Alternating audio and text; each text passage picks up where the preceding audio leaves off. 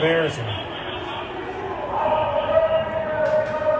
I posted that video to Twitter this week, if you follow me on Twitter, and it, last time I checked, has over 1.5 million views, almost 50,000 likes.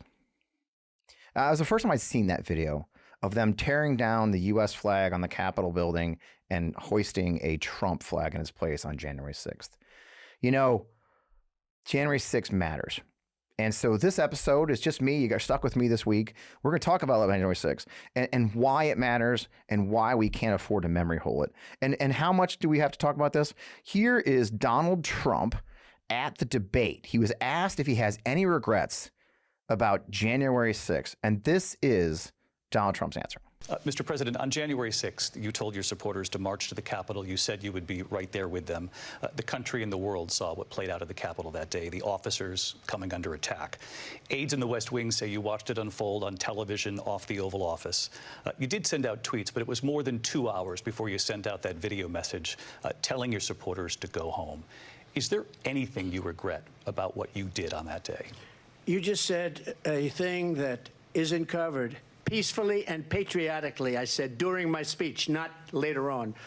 Peacefully and patriotically.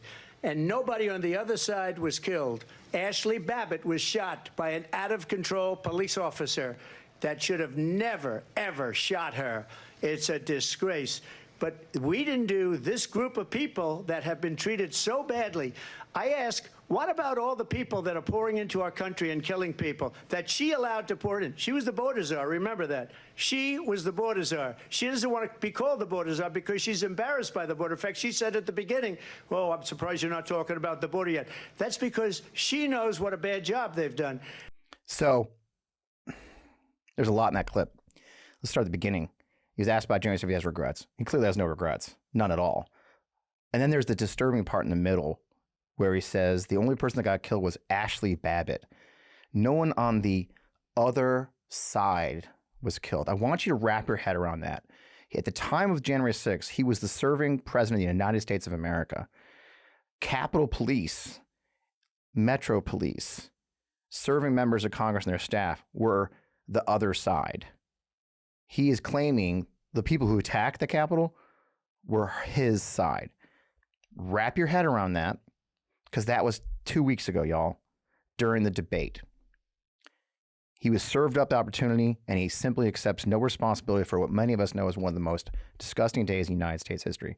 And not only that, he then goes on to say crazy shit, okay? Like this clip. This is him talking about January 6th, again, in a recent speech just last week. Never see the picture of the crowd. The biggest crowd I've ever spoken. I've spoken to the biggest crowds. Nobody's spoken to crowds bigger than me.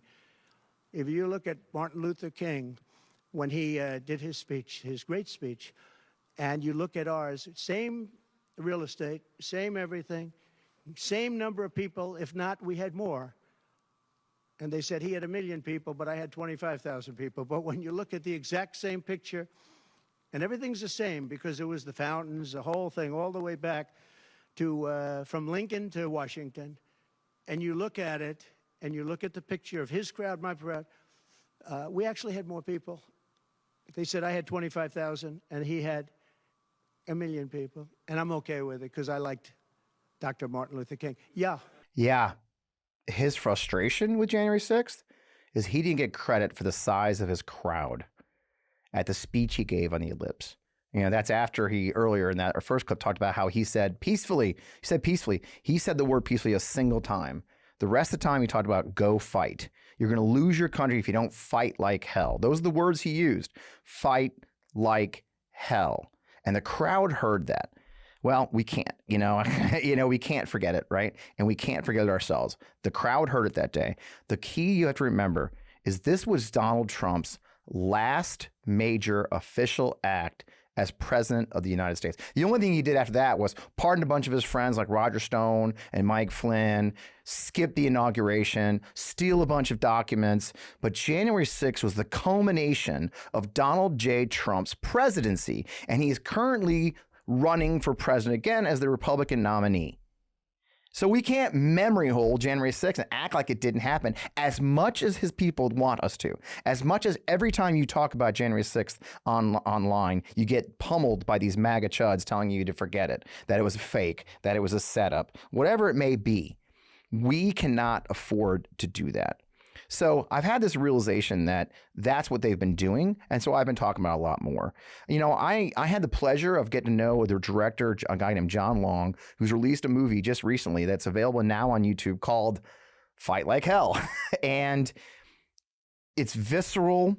It's powerful. It's one of the most powerful versions I've seen of January 6th.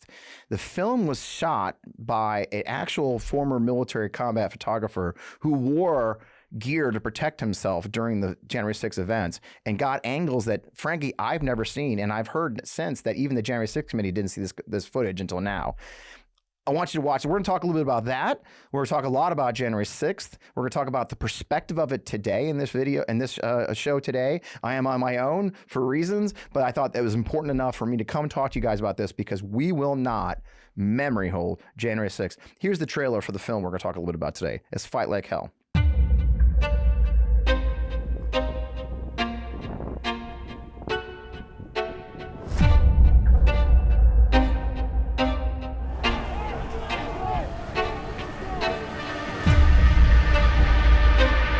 This is not an election between Republicans and Democrats. This is an epic struggle for the future of this country between dark and light. We will win this fight, or America will step off into 1,000 years of darkness. We're going to protect this president by stopping the steal. Stop the steal! Stop the steal! When I went to bed on election night, he was ahead. The system is a lie. The ballot counting's a lie. It's called democracy. You count every single vote. We did not have a free, fair, and transparent vote. Joe Biden will be removed one way or another. 1776 commenced tonight! We are at war. Spiritual war for the soul of this country. The situation we're in is a situation of treason. The punishment for treason is death. The president watches these rallies, and he's watching you today. Warning you guys now. You can't stop it. It's coming tomorrow. What makes America great? The United States Constitution. It's different from every other country in the world. Are you willing to do what it takes? Will you fight for America? This election was stolen. The president is willing to stake his reputation that we're going to find criminality there. I know that everyone here will soon be marching over to the Capitol to peacefully and patriotically make your voices heard. We must stop the steal, and we fight. We fight like hell. Freedom! If you don't fight like hell, you're not going to have a country anymore.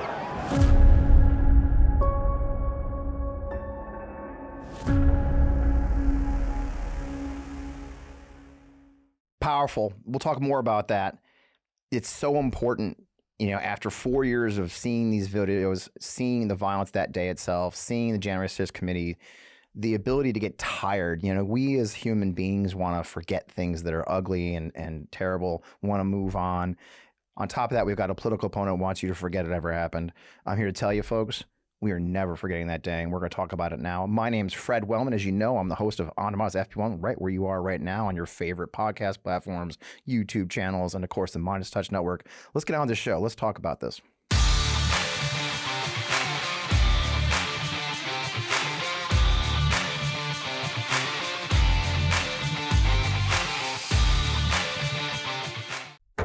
Welcome, welcome, welcome. As always, I am still Fred Wellman. As always, 30 seconds ago, I still was. It's just amazing, the power of video. So let's talk about this. So let's talk about the memory holding of January 6th. You know, we had the hearings. You know, we've talked about it a lot. But the fact is, Donald J. Trump is the Republican nominee for president and has done his very, very best to say it didn't happen. Okay? And he's done his very best to frame things as it wasn't his fault. You saw that debate clip at the beginning. You know, I told them peacefully and patriotically. No, what he told them was to fight like hell, that we wouldn't have a country if they didn't fight like hell. And the mission to memory hold has been a major part of this campaign. And it's just shocking to me. So the important thing I want to talk about is that this was Donald Trump's last major act as president of the United States. Everything he did for 4 years leads up to that. You know, one of the big things we keep hearing from his supporters is about his policies.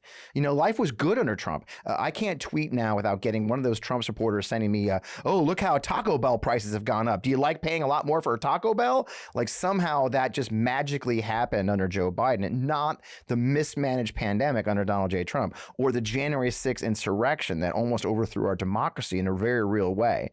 So we can't allow them to get away with this game. I've taken to myself just fighting back on all of it, right? You know, and it just, we have to fight back. We have to remember the same thing. I've talked to a number of experts, my friend Ruth Mengiat, who wrote the book Strongman. We'll talk about that a lot in the show because it really matters to what we're talking about.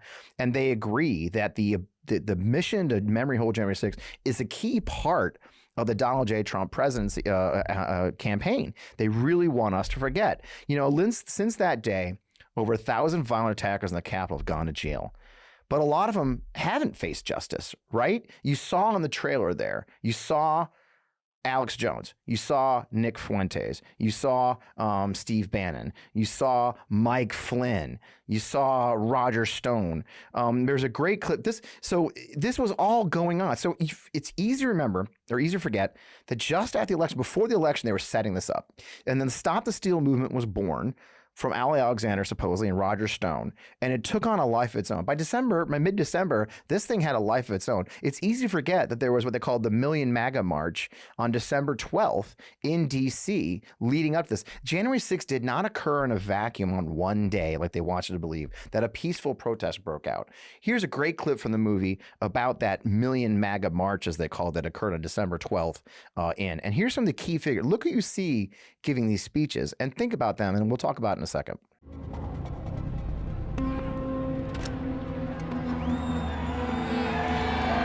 want Nick! We want Nick! We want Nick! What is happening right now is a spiritual war for the soul of this country. It is a spiritual war between Satan and evil and between us, the children of Jesus Christ. This is a Christian nation, and the Christians in this country demand that we have Christian leaders governing this country. Yeah! And we will no longer accept any less. From now on, I identify not as a Republican. I identify as a Trump supporter. Yeah! Alex Jones is it? Praise God, America is awakening. Humanity is awakening. And Jesus Christ is King. So I don't know who's going to the White House in 38 days, but I sure know this. Joe Biden is a globalist, and Joe Biden will be removed one way or another. Thank God for Congressman Mo Brooks. He has said that he will object to the House certification on January 6th. And we need some of his colleagues to join him, don't we? We will shut this country down. We believe in some good trouble, right? Maybe some Make America Great Again trouble, right? 1776! You know those faces? Nick Fuentes, the virulent anti-Semite, the virulent racist, one of the most disgusting people in American politics. Where did Nick Fuentes just recently dine last year? Mar-a-Lago with Donald Trump. Ali Alexander has pretty much disappeared off the face of the earth, but he sure as hell isn't in jail. Alex Jones was just on the internet this week crying because the judge has finally decided to liquidate his assets of InfoWars once and for all for the disgusting attacks that he led on the families from Sandy Hook. Their libel lawsuit against him succeeded. You know, if you remember, he repeatedly and for years ran a nasty set of stories accusing them of being fake, making their lives miserable. People had to flee their homes. He is finally facing justice. But where's Roger Stone? Pardoned. Where's Mike Flynn? Pardoned. Making millions of dollars running around the country with his Christian nationalist movement. He makes no bones about supporting MAGA. So these are the names and faces of January 6th and the lead up to it. And not one of them's in jail. Not one of them has faced consequences for their acts. So for us to memory hole January 6th, it also means we have to memory hole the fact that those who organize it are still on the streets. Those who organize it are still MAGA supporters. Those who organize it have actually worked harder since. You know, Mike Flynn, if those of you who follow the show know, Mike Flynn is suing me for $150 million for a single tweet from almost 2.5 years ago now, almost 3 years now. That's what they're doing. That's the legal warfare they're ending. At the same time, Mike Flynn's been going around the country with his movement of Christian soldiers, or the digital soldiers he's calling them. This hasn't gone away in any way, shape, or form. And if we get comfortable thinking that the 1,000 people who have gone to jail is the answer, we are in big trouble. And I don't know why these people aren't facing consequences. The good news is as we record this show, Jack Smith has filed a 180-page briefing of evidence in support of his indictment of Donald J. Trump for the January 6 events to Judge Chutkan in D.C. Judge Chutkan has authorized that 180 pages. My understanding is she received that 180 pages, and there's supposed to be a lot of explosive stuff in there, the stuff we didn't know about before. So the good news is that the independent counsel isn't playing. He's continuing to pursue the mastermind of this whole thing, Donald Trump, and hopefully others. But here we are. Even Rudy Giuliani. The only consequence Rudy Giuliani faced for any of this is bankruptcy because he smeared the ladies in Georgia. Thank God the civil courts are doing their jobs, and some of these people are paying because the criminal courts haven't held them accountable. So again, going back to the memory holing, you can't memory hole an event where the perpetrators and the executors and the organizers are still on the streets organizing. And that's where we are.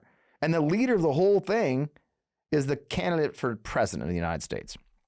You know, Ruth Ben-Ghiat wrote the book Strongmen many years ago now. It's been probably 5 years now. She actually included Donald Trump in the book.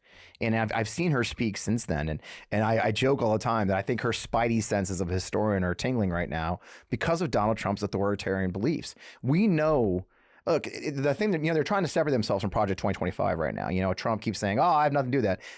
Okay, let's just set that aside. We know what's in Project 2025 now. That's why it's got such a negative interpretation. You know, I interviewed Secretary Pete Buttigieg in Chicago for the DNC, and he has a great line he uses. He says, you know, it's not often people put their evil plan down in paper and print it in a 900-page book, but they did it. But let's talk about Agenda 47, Donald J. Trump's series of videos he's placed on his website. They're still there, Agenda 47. They're video forms, so a little bit harder to dig into, but his machinations are very much clear. He intends to get rid of departments of our government. He intends to implement what was called Schedule F. Why do we know he's going to do Schedule F? Because he already did it when he was in president after January 6th. Donald Trump put Schedule F in after January 6th. It was one of his last acts, trying to fire those civil servants who were not loyal to MAGA. That's what they're going to do. So his machinations as an authoritarian, as a strongman, haven't changed in any way. Matter of fact, they've grown stronger. Now he's hell-bent on retribution. I don't know how many of you remember. Let's throw this picture up real quick. Let's put this picture up real quick of what I spotted at the Green Tree Festival in Kirkwood, Missouri a year ago. This is at the Missouri Republican Party's booth at a local festival in my old hometown that I grew up in. I was visiting. This is what they had in their booth. Look at that. His mugshot and the words retribution. This is what the Republican Party was using as a prime part of their booth in St. Louis, Missouri, a little town outside of St. Louis. Interestingly enough, by the way, I went to that same festival this year, just a week ago, and oddly, they didn't have that sign. They must have seen my tweets maybe. But on top of that, the Democrats were a hell of a lot busier, thank God. But this is what we're seeing. You know, they want the retribution. This is what strongmen, this is what authoritarians do. And we have no reason to believe he won't do that. Because you know why? I already fucking did it. So there's no reason to not believe him when he tells us what we're going to do. Another interesting part of this thing that Ruth Ben-Ghiat and I, when Ruth was on the show, oh my gosh, it's been a couple of years now, believe it or not. I need to get her back on. And we talked about the fact, when she had a quote in one of her newsletters, I'm going to read it for you, and it was very important to where we are today too, is she said that during a coup, some must act and others must stand down so the operation can proceed. What a great line. And that's one of the big arguments we see a lot from our other people. I'm not going to say friends for sure, but you see from the MAGA crowd that, well, Nancy Pelosi didn't call it the National Guard or whatever it is. The fact is, Donald Trump sat on his hands for 4.5 hours in the White House, ignoring the violence as it unfolded. He did not call in the military. His allies elsewhere in the government also sat on their hands. And we're going to argue about that all day. My friends at the DOD, they are my friends, I think made some very serious mistakes that day and have not faced any consequence for that. And that's unfortunate. But we do need to understand the consequences of the fact that many of these people are still in power. We've seen challenges with the U.S. Secret Service. Okay. One of the things that came out of the assassination attempt on Donald Trump in Butler, Pennsylvania, was that his Secret Service detail had gotten, quote, very friendly with him, that they had allowed him to get away with things they would never allow to get away with because they were so close to him personally, okay, as like almost a friendly thing. There's no doubt. We all forgot. Don't forget that some mysterious reason, all the Secret Service text messages from January 6th were deleted when they changed their phone system over. There's actually an investigation of that. These are things we've forgotten, that the institutions that we rely on to protect us, I have to believe that maybe we can't rely on them sometimes, that those who need to act in support of whatever authoritarian goals that Donald J. Trump has, they may actually participate. Again, Schedule F, he talks about firing. In Project 2025, they talk about they'll fire people from the government who even donated to a Democratic candidate. If they just donated in their free time, which they're allowed to do as private citizens, they'll see that as a disloyal act to the Republicans, and they'll fire them from government service. You're talking doctors, scientists, nurses, research scientists, weather people who handle the hurricane that's just rolling into Florida. They're talking about getting rid of that whole agency, by the way. Those are the things we're talking about of an authoritarian who had a coup. As my friend Rick Wilson says all the time, a coup that has gone unpunished is practice. And we have to accept that January 6th in many ways was probably practice, which is one, again, going back to my theme of this show, we can't memory hole it. Look, we saw this coming, and we see it coming now. And I'm just going to be crazy about this. There are signs, okay? We know now there's a network in Georgia of election officials who are coordinating amongst themselves to not certify the election in Georgia. We know now the Georgia Election Board of unelected officials has voted for hand count balloting. They're implementing rules they're not allowed to rule. And the governor of Georgia, everybody's friend Brian Kemp, refuses to throw them out. We know there's a network of over 70 across the country that I think ProPublica discovered of election officials who plan to upset and undermine the certification of this election. So they're already preparing. How do we see it in January? I mean, let's just talk about January. Let's get back to January 6th. Here's the mayhem that unfolded the night before January 6th. This is a great clip from the movie Fight Like Hell. Let's run that clip of mayhem on January 5th.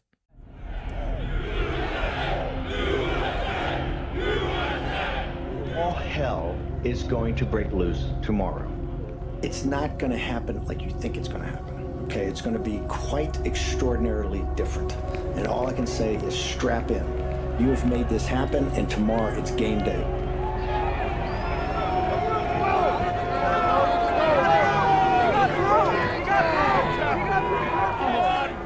Get the fuck out of here! That's right. And you know what? Your black lives can matter anywhere else.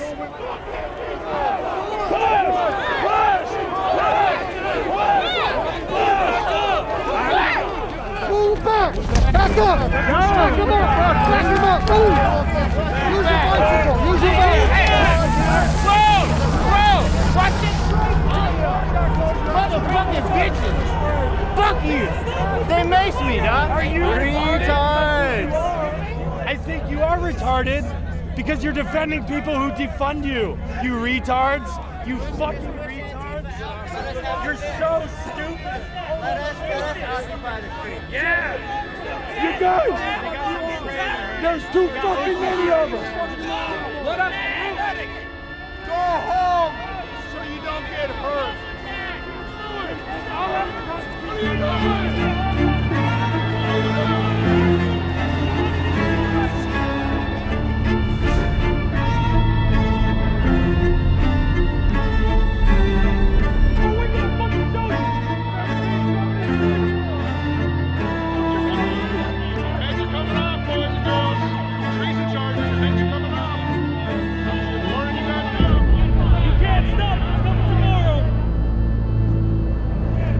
That was the night before. And we know what happened the next day. It was interesting footage to me. This is footage I've never seen before, a lot of it. I mean, God bless those policemen. I mean, imagine being a police officer, standing there, taking that abuse from these monsters, calling you these names, and just standing there and taking it like they did. I don't think we talk enough about how heroic the Capitol Police and the DC Metro Police were that day, because they really took it on the chin. And some lost their lives, some took their lives. And that's the most shocking part. So there are warning signs. And as I mentioned, you can see it. There is buzz already. And I hope we're taking this threat seriously. It's one of the reasons I'm doing this show. I want people to hear, let's not forget what happened. Let's not memory hole what happened. We saw this coming for weeks after the election. It happened. It's going to happen this time in some form. Now, look, we got good news. Donald Trump isn't the president. That's one. Joe Biden is. And since he's not running, he's got focus. It's just a lucky side effect of him deciding to step down.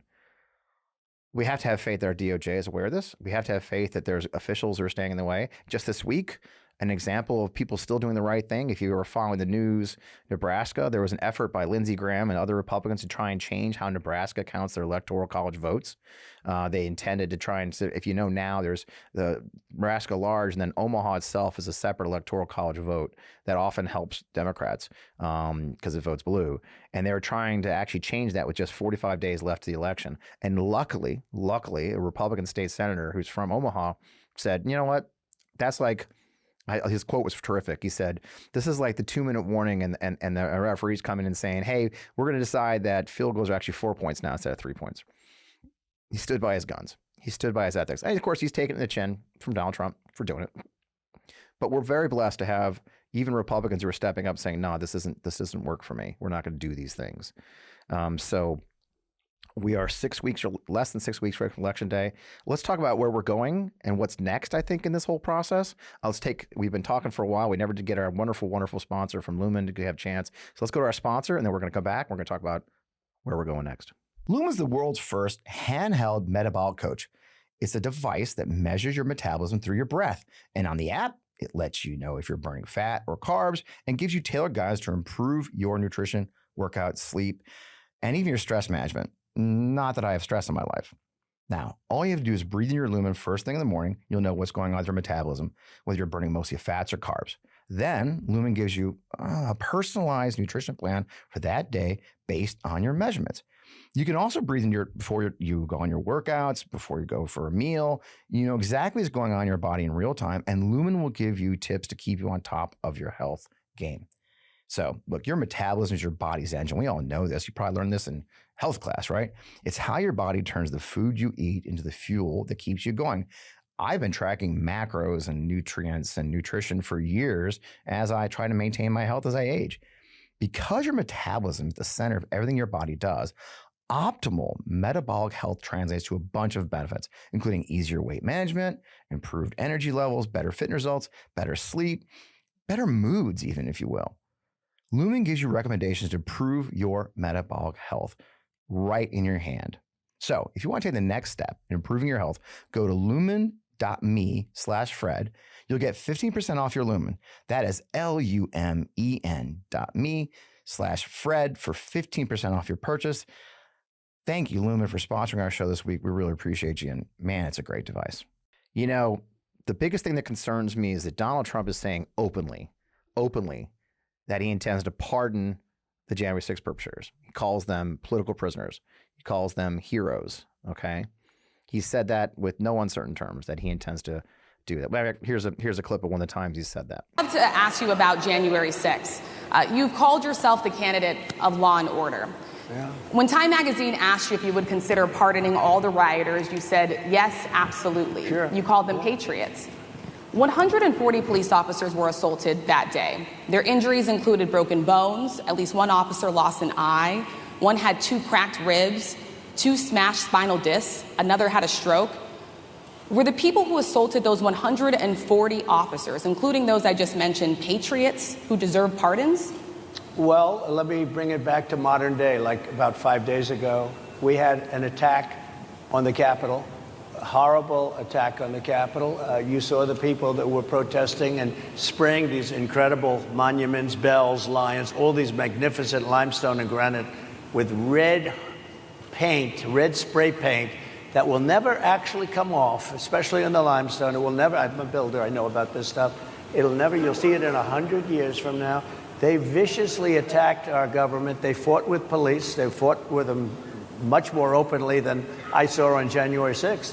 What's going to happen to those people? What's going to happen to the people in Portland that destroyed that city? But sir, my question is on those. What's going to happen to my the people question is that on tried those to bring rioters who assaulted officers. You have to would you pardon what's those going to people? happen? Oh, absolutely, I would. You would pardon those? If they're innocent, I would pardon them. They've been convicted. And by the way, the Supreme Court just well, they were convicted by a very tough system. Yeah, so he's very obvious. But here's the thing we also think, I want you to think about especially right now, I was having a conversation with a friend on the way in here. Trump, everyone expects that Trump will pardon himself if given the chance. If we give Donald J. Trump the presidency again, it's just commonly expected that Donald Trump will stop the federal cases against him. Look, he's running to stay out of prison. Let's be honest, okay? It's fully expected that Donald Trump will pardon himself for all the crimes, and especially a January 6th case. He will do it. And what's really interesting to me, I was kind of joking with a friend about this, is how this is being treated by so many people, not just the media, but even pundits and political experts who almost like it's a policy difference. It's like, well, you know, Kamala Harris wants to tax corporations and Donald Trump doesn't want to tax corporations. And you know, Kamala Harris isn't going to pardon herself for crimes, but Donald Trump's going to pardon himself for crimes. Like, there's two fucking sides to this thing. There aren't. One of the candidates plans to be a president for all Americans and follow the law and follow the norms and traditions, and one plans to get himself out of his own fucking crimes. Sorry, you know, and that's the thing. That's the difference. These aren't policy difference, folks. This isn't just a difference of opinion. We have a guy running for president who fully intends to use the power of the presidency to commit crimes, and he installed a Supreme Court that has every intention of allowing him to do it. That's the stakes we talk about. We're constantly talking about the horse race. Oh, the polls. Oh, Harris is up 5. Oh, Pennsylvania should have picked Shapiro. The stakes of this election is the future of our democracy. That's the stakes. We have a guy that plans to pardon himself. So when you think about this, when you talk to your friends and neighbors, when you're talking to those Republicans who may still be on the fence and haven't decided they want to actually vote, or they want to not vote for Donald Trump, great. When you talk to your Democratic friends who are thinking about not voting over whatever, I don't like her policy, I don't like the situation in Israel, I don't like the situation in Ukraine, whatever their reason is, look, man, somebody says it best better than me, which is, look, you're not choosing a lover, you're not choosing a husband or wife, you're choosing a candidate. And it's like getting on a bus. You need somebody who's going to get you pretty close to your destination. And there's no question in my mind or yours that Kamala Harris and Tim Walz will get us pretty damn close. If nothing else, they're not going to drive us off a freaking cliff. And that's the choice we face. And that's the choice you must. And that's why we're talking about January 6th, Donald J. Trump's final biggest act as president of the United States. He tried to overthrow the government, folks. So I know it's uncomfortable to watch these films. I had a hard time watching A Fight Like Hell the first time through. It's an hour and a half. It's available on YouTube. We really had to put that up. Here's a link. There's 2 links here. Here's the link to the YouTube of the show. I really want you to watch this film. I really want you to share this film. I really want you to just feel it again. We need to feel, because you need to feel just how important it is that this election is. You need to feel that gut reaction you had the first time you saw this unfold in real time on January 6th, 4 years ago. We need to remember what happened, and you need your friends and family to remember what happened. So here's a link. We'll put that up. And then here's a link to Be Heard PAC, which PAC I work with as well.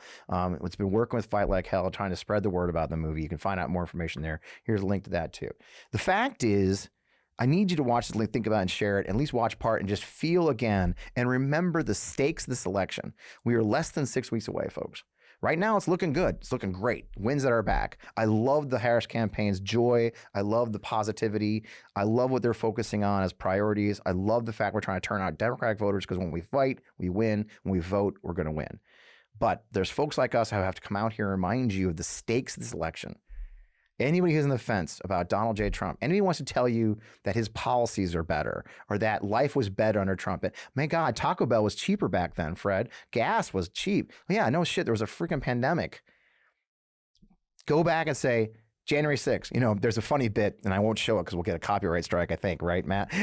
There's a funny bit from Family Guy, right? The Family Guy clip, and there's this wonderful scene in Family Guy where Lois decided to run for office, I think mayor, of right after 9/11. And she discovered, if you guys all know this clip, that when she says the words 9/11, everybody cheers, woo! You know, and it's like that. And, you know, we don't do that with January 6th, right? But you need to. You know, somebody says, hey, you know what?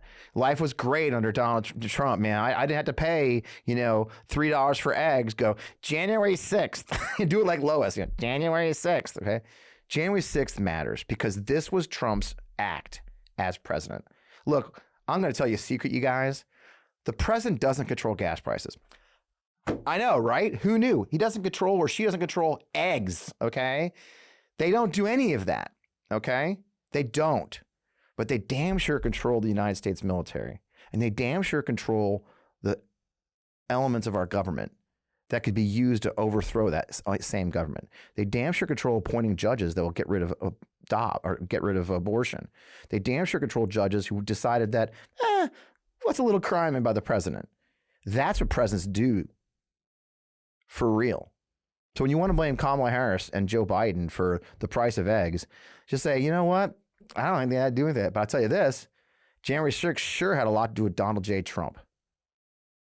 And what he's got in mind for his next iteration is 1,000 times worse. And we won't recover. So be very clear. You have the power. You have one power that no one can take away from you. You have the one power. Vote. Vote like your life depends on it. Vote like your kids' lives depend on it. Get your kids to vote. They're adults. Get your friends to vote. Get a minivan and drive those people. Minivans aren't really cool anymore, are they, Matt? Nobody has a fucking minivan anymore. Thank God. I think they're going. I think I saw an article of minivans are going away. Thank God. I hated them. I had a sport minivan though. It was pretty cool, but that's near here nor there. That's when I had 4 kids. Kidding aside, get your friends and neighbors. Drive your ass to the voting booth. And if you're in a state that has early voting, like Virginia does right now, I think Montana's early voting, a couple of states like Michigan's early voting, vote early. And I'll tell you why I want you to vote early, folks. Because when you vote early, it helps your favorite candidate know where they don't need to worry about spending money. Every day the candidates will get like they get a report every day from the Secretary of State's office says how many people voted. No, it's from this part of the town. It's from that part of town. I don't know if you saw Arlington, Virginia, on the first day of voting, or maybe it was Fairfax County. Fairfax, Virginia, had I think 175% increase in voters from 2020, early voters. I mean, people waiting in line around the block on day one of early voting.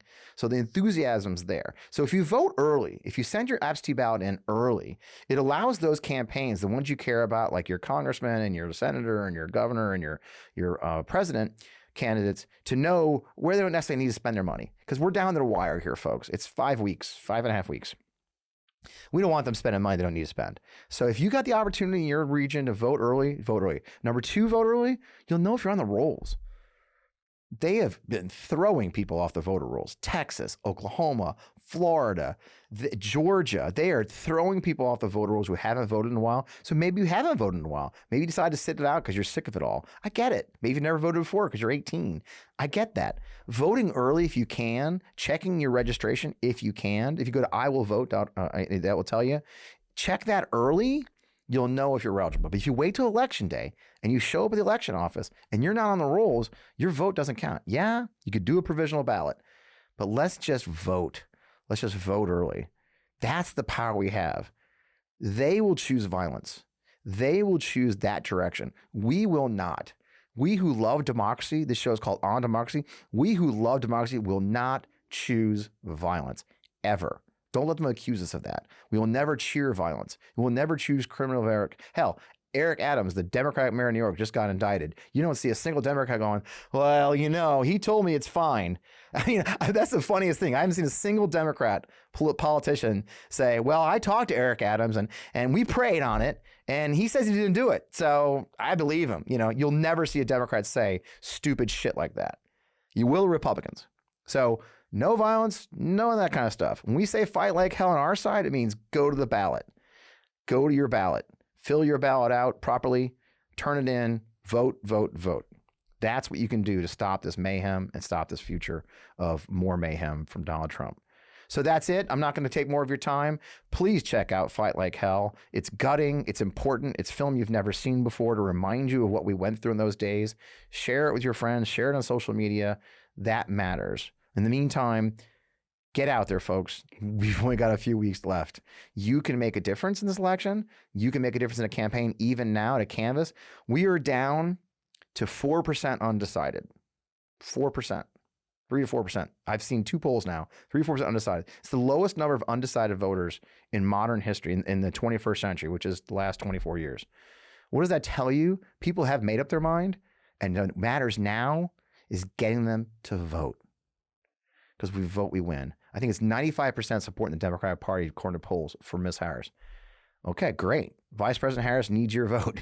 You need to show up. North Carolina, you got to show up because that guy, Mark Robinson's freaking crazy, right? Show up and vote, and we'll win. That's what we got to do. So with that, I've implored you to get to work. I hope you heard it. See me here every week for MeidasTouch Network, 11 o'clock, of course. You can see us on the On Democracy podcast YouTube channel as well. Follow me on social media at FP Wellman. I am going on a tour with Vote Vets next week. You're the first to hear it. I'll tell you more about that if you follow me on social media. We're going on a bus tour around the country to talk about veterans issues. I hope you'll follow that along on all my social media channels. In the meantime, thanks for joining me here. We'll see you next week.